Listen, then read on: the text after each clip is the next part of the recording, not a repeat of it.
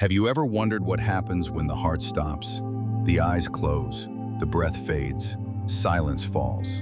To the world, it looks like an ending, but to the soul, it is only the beginning. Death is not a full stop.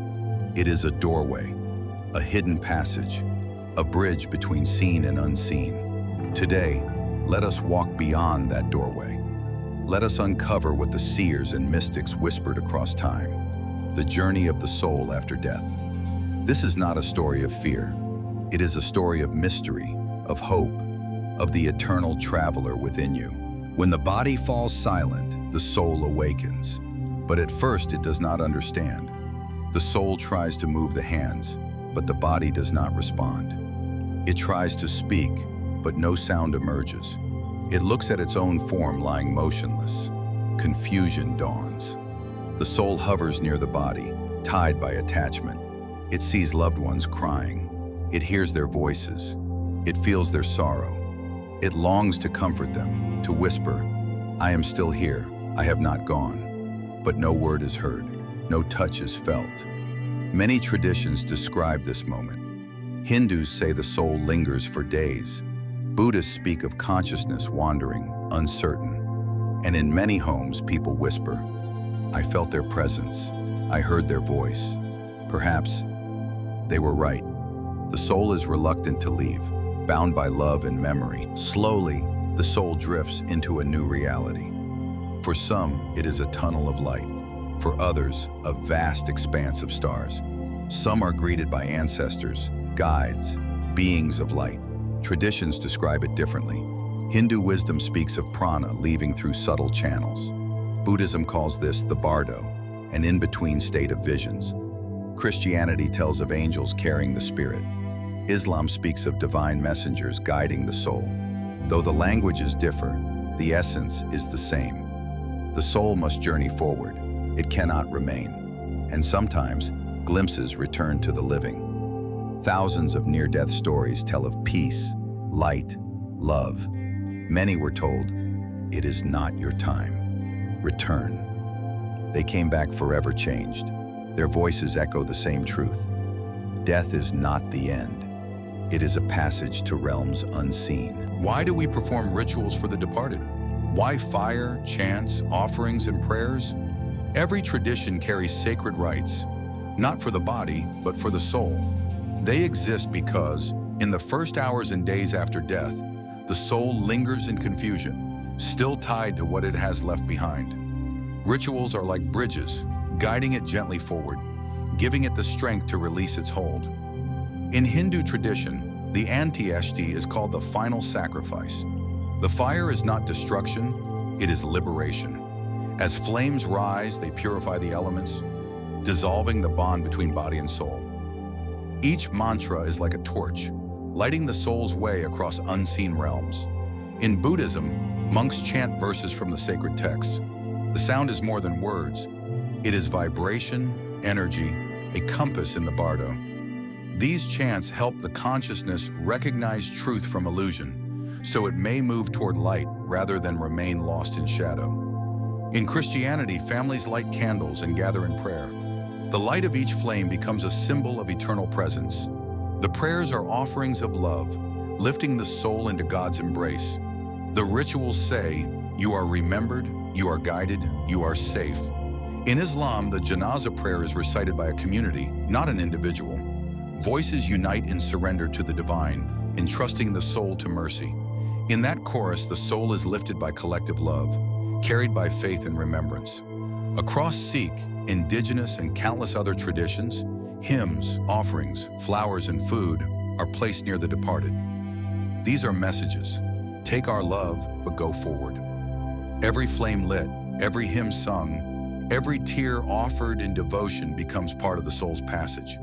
They are signposts on a mysterious road. They whisper, "You are loved. You are free. Move onward into light." And for those still living, rituals serve another purpose. They heal grief, creating a sacred pause, reminding the heart that death is not final, it is transition. Just as the soul needs guidance to move on, the living needs ceremony to let go. But not all souls move into silence. Most return. Karma pulls them back, like an unseen magnet. Unfinished lessons, unfulfilled desires, unresolved bonds. These invisible threads draw the soul toward its next destination. The journey is not random. It is precise, shaped by every thought, word, and action of the past life. Mystics say the soul hovers above potential families, observing, waiting, drawn by karmic resonance. The right parents, the right moment, the right circumstances, all align like stars in the night sky. And when the time is right, in silence beyond human perception, the soul enters the womb. Life stirs again. A tiny spark becomes a heartbeat. That heartbeat becomes a new story.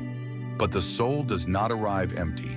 It carries impressions, samskaras, deep imprints of past journeys. These lie hidden, but they shape the personality, the tendencies, even the longings of the new life. This is why some children speak of memories they should not know. Why a child may suddenly fear water or heights or fire, echoes of unfinished endings.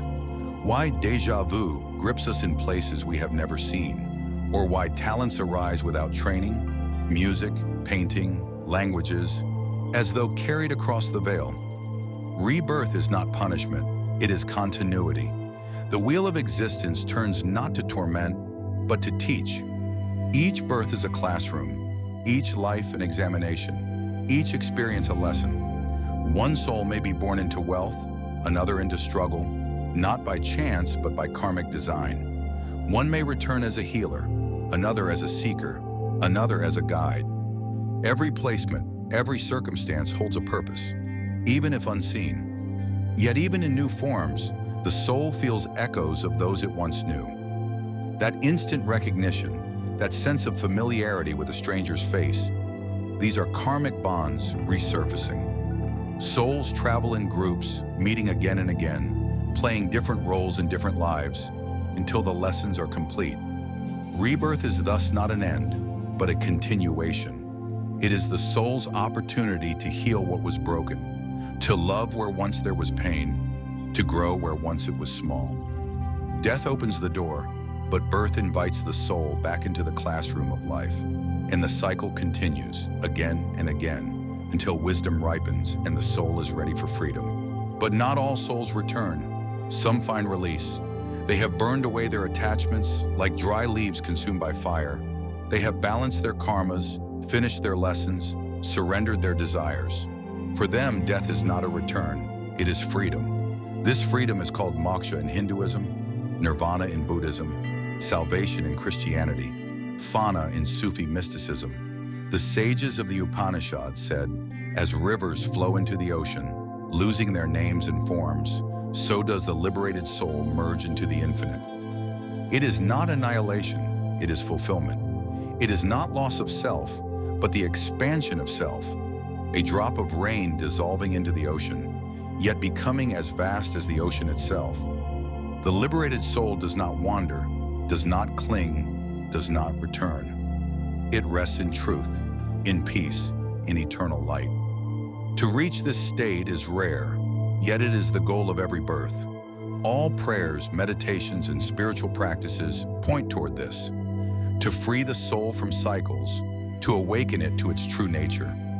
And when moksha is attained, there is no fear, no desire, no return. There is only the infinite embrace of the divine. No more birth, no more death, only freedom, only light. So, what is life after death? It is the journey of the soul, from confusion to guidance, to rebirth, or to liberation. It is why we honor our departed with fire, with chants, with prayers, and with love. Rituals are not for the body that lies still, but for the traveler who walks unseen paths. Death is not the enemy. Death is a teacher. It whispers to us, live while you are alive. Love deeply while you can. Forgive while you still have breath. Free yourself from the chains of anger, greed, and fear. And when your moment comes, step across with readiness, not with fear, but with trust. For death is not the end. It is the beginning of the soul's next chapter. If this journey touched your heart, share it with someone you love. If you wish to walk deeper into these mysteries with us, remember to like this video, subscribe for more soul journeys, and follow our channel so together we may continue exploring the eternal path of the spirit. For the story of the soul is endless, and every ending is but another beginning.